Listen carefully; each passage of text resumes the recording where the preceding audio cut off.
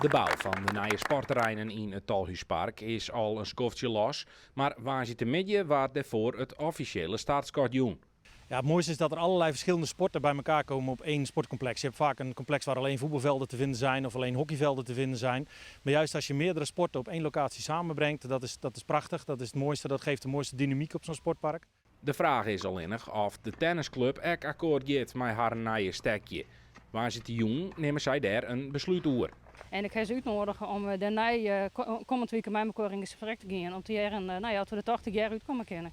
Het doel is altijd best om jeugdsport te centreren. Ik heb zelf als rietslid de instelling west van de mooiste geen gedwongen sportverplaatsing. En dat is nog steeds iets waar ik wil achter staan. Maar nooit we hier in deze plan binnen, zoek ik het wel heel mooi vinden dat we nou ook de volgende stap zetten kunnen en de tennisjaren kennen. Mocht dat net slagje, dan is er geen man op boord, maar maat in de plan voor zowel het Hutdraverspark als het Tolhuispark aardig bijschaafd worden.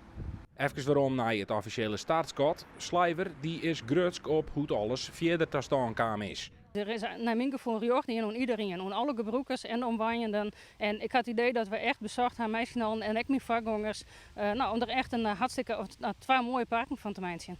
En dan misschien wel de wichtigste vraag. Wanneer rolt er voor het eerst een bal?